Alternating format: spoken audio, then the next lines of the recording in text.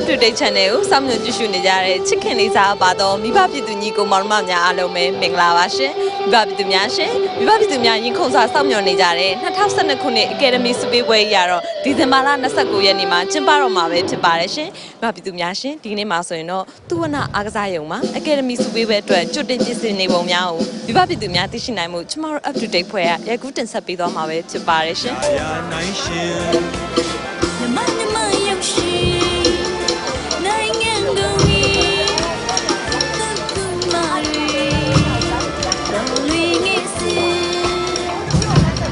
လက်မှတ်တွေအနေနဲ့တော့ကျွန်တော်2000 1500အနေနဲ့ကျွန်တော်တို့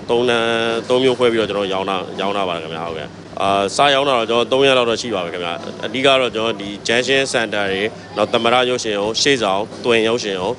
ရုပ်ရှင်အောင်တွေမှာလည်းရောင်းနောက်စိန်ကြီးရမှာရောင်းတယ်တော်ဝင်မှာရောင်းပါတယ်ဟုတ်ကဲ့ပါမနေ့ပြန်ဆိုလဲကျွန်တော်တို့အဓိက promotion ပေါ့နော်အနုပညာရှင်တွေလည်းပါမယ်ကျွန်တော်တို့ဒီလက်မှတ်တွေကို promotion လုပ်တဲ့အနေနဲ့ Junction Square မှာကျွန်တော် promotion ပွဲရှိပါတယ်အနုပညာရှင်တွေလည်းလက်မှတ်ထိုးပေးပါပါခင်ဗျာကျွန်တော်29ရက်နေ့မနေ့အထိကျွန်တော်ရောင်းနေပါပါခင်ဗျာဟုတ်ကဲ့ပါမြမရုပ်ရှင်လူမျိုးကုန်အင်းရုပ်ရှင်ထူးချွန်စုပေးပွဲဆိုတာတော့ကျွန်တော်တို့ရုပ်ရှင်သမားတွေရဲ့အထွတ်အမြတ်ပွဲပါပဲတစ်နှစ်မှာတစ်ခေါက်ပေါ့နော်ရုပ်ရှင်သမားတိုင်းဒီပွဲကြီးကိုစောင့်မျှော်ကြရတယ်လို့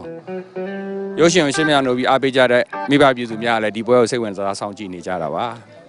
ဒီနေ့တော့မိဘပြည်သူများရဲ့ဆန္ဒနဲ့ရော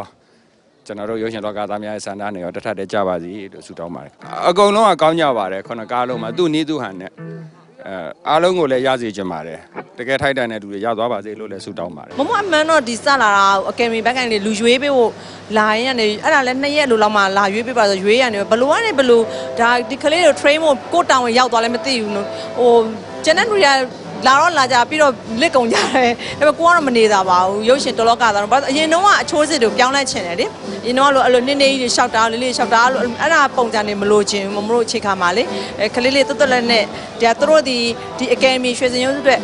ကူညီပံ့ပိုးမှုတွေအများကြီးเนาะအလှလေးတွေနဲ့နှားလဲနှားနေရမယ်ကူညီပံ့ပိုးမှုတွေအများကြီးပေးနေတာမျိုးအဲ့ဒါမျိုးလေးချစ်စရာလဲကောင်းတယ်မျိုးဖြစ်အောင် train ပေးထားပါပါဒီနေ့ Academy ဘန်းကန်ရောဘယ်လိုရှောက်ဖြစ်တာလဲဆိုတော့ပေါ့နော်ဒီ Academy ဘန်းကန်ရတဲ့ကိုယ့်ရဲ့ငယ်ငယ်လေးကအိမ်မက်လေးဖြစ်တယ်ပေါ့နော်ရှင်းနှစ်ကလည်းတင်ပြပါတယ်ဒါပေမဲ့ပေါ့နော်ဒီ Sion Love Season 3မှာကလောရောက်နေရတဲ့ဟိုထပ်ပြီးတော့ဒီကိုမလာပြစ်တော့တာပါဟုတ်ဒီနေ့ထပ်ပြီးတော့ရှောက်ကြည့်ရပါမမဟုတ်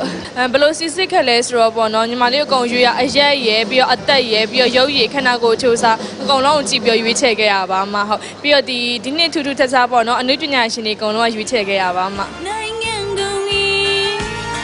တကူမာရီတော်လွင်ငယ်စင်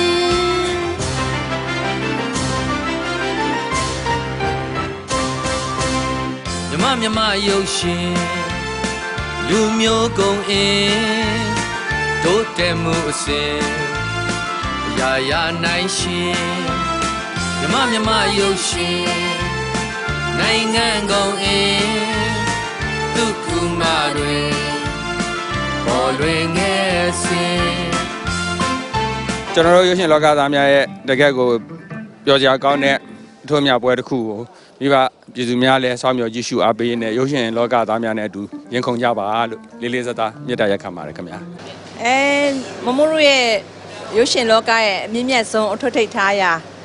တန်မိုးအရှိဆုံး Academy ရွှေစင်စုပွဲပေါ့နော်ပြည်သက်တရားလည်းအများနဲ့နှစ်စဉ်ရင်ခုန်နေကြပါပဲအဲ့လိုပဲမမတို့လည်းအရင်တော့ကိုကားတွေ nomination ဝင်ပြီဆိုရင်လည်းရင်ခုန်ခဲ့ရပါတယ်သို့တော်လည်းရမ်းမဲ့သူတွေမတို့လည်းအခုရင်ခုန်ပြီးတော့ပြည်သက်တဲ့အတူတူပဲရင်ခုန်နေပါတယ်ရှင်ကြွားပါတယ်ရှင်မမတို့ခေတ္တကတော့ဟာသာကားဆိုတာတော်တော်လေးရှားတယ်ပေါ့နော်drama romance တွေပဲရိုက်တာများပါတယ်အခုက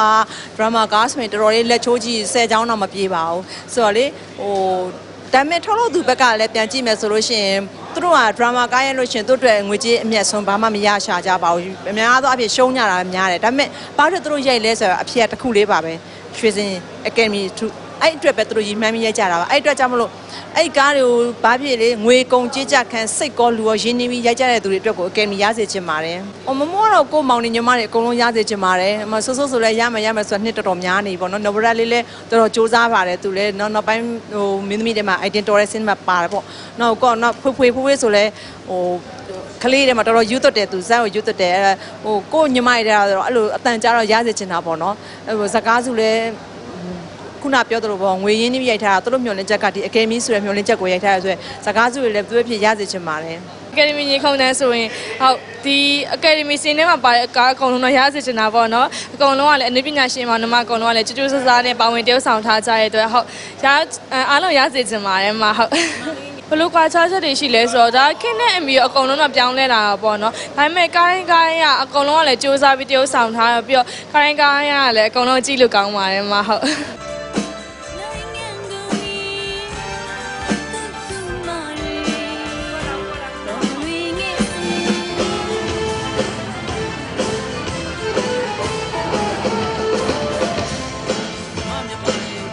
ချစ်တဲ့ပြည်သက်ကြီးကတော့များပြီအမှုပညာအားပေးကြတာပေါ့နော်အားပေးတဲ့ခါတိုင်းမှာလည်းအထူးသဖြင့်တော့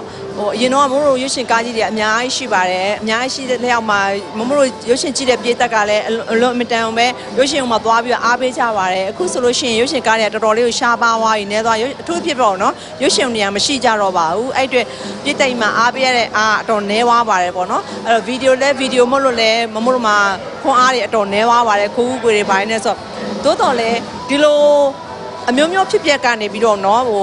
ရင်ဆိုင်နေရမယ်အပြက်ပြက်တွေရင်ဆိုင်နေရမယ်မို့လို့အမှုပညာတွေကတော့ဘယ်တော့မှအားရော့မသွားပါဘူးမို့လို့ချစ်တဲ့ပြိသက်ကြီးအတွက်မို့ဆိုလဲဒီလိုအချိန်မှာဒီလိုအရွယ်ရွယ်ရှိနေပါစေကားကြီးများအကယ်ရလို့အခွင့်အခါကြုံမဲဆိုရင်မျှော်မှန်းပြီးရိုက်အောင်ပါပဲအဲ့လိုမျှော်မှန်းရိုက်တဲ့အဓိကဆိုရင်မမို့ချစ်တဲ့ပြိသက်တွေမမို့ရဲ့အမှုပညာတွေကိုရင်ထဲရအောင်ပေးဖို့ခြင်းနဲ့မေတ္တာစေနာတစ်ခုအဓိကပါပဲရှင်ပရိသတ်ဒီအကုန်လုံးလည်းဆက်နာနဲ့ပေါ်ထက်တယ်ကြပါစေလို့ပြီးတော့ဒီ2014နှစ်တက်မှာပေါ့နော်ပျော်ရွှင်မှုတွေနဲ့အများကြီးပိုင်ဆိုင်ကြပါစေပြီးတော့အလုပ်တွေလည်းအဆက်ဆက်ရရဆင်ပြေကြပါစေပြီးတော့ပရိသတ်ကြီးလည်းဒီနေ့အကယ်ဒမီဘေးပွဲကိုမလွတ်တမ်းစောင့်မျှော်ကြည့်ရှုပါလို့ပြီးတော့ဒီနေ့အကယ်ဒမီဘေးပွဲရပေါ့နော်တခြားနှစ်တွေနဲ့မတူဘဲနဲ့ထူးထူးခြားခြားလေးလုပ်ထားတဲ့အတွက်ဟုတ်အားလုံးကြည့်ရှုကြပါလို့မှာဟုတ်ကုန်အင်းတို့တယ်မှုအစင်ရာရာနိုင်ရှင်မြမရုပ်ရှင်နိုင်ငံကုန်အင်းဒုက္ခမာတွင်မိဘပြည်သူများရှင်ဒီကနေ့တင်ဆက်ပေးရတာတော့2012ခုနှစ်အကယ်ဒမီထူးချွန်ဆုချီးမြှင့်ပွဲအတွက်ကြိုတင်ပြင်ဆင်နေပုံများကိုမိဘပြည်သူများသိရှိနိုင်မှုကျမတို့ up to date ဖွဲ့ရိုက်ကူးတင်ဆက်ပေးခဲ့တာပဲဖြစ်ပါတယ်ရှင်မိဘပြည်သူများရှင်2012အကယ်ဒမီထူးချွန်ဆုပေးပွဲမှာတော့ဗေမင်းသားမင်းသမီးကအကယ်ဒမီများထပ်မံရရှိအောင်မလဲဆိုတာကျမတို့နဲ့အတူရင်ခုန်စွာစောင့်မျှော်ဆောင်စားကြည့်ကြပါအောင်ရှင်ဒီစီစဉ်ကိုကြည့်ရှုနေကြတဲ့မိဘပြည်သူများလည်းကိုယ်ဤကျမ်းမာခြင်းစိတ်ဤချမ်းသာခြင်းနဲ့ပြည့်စုံကြပါစေရှင်ကျေးဇူးတင်ပါတယ်ရှင်ဒုက္ခမာတွင်ပေါ်လွင်ငယ်စဉ်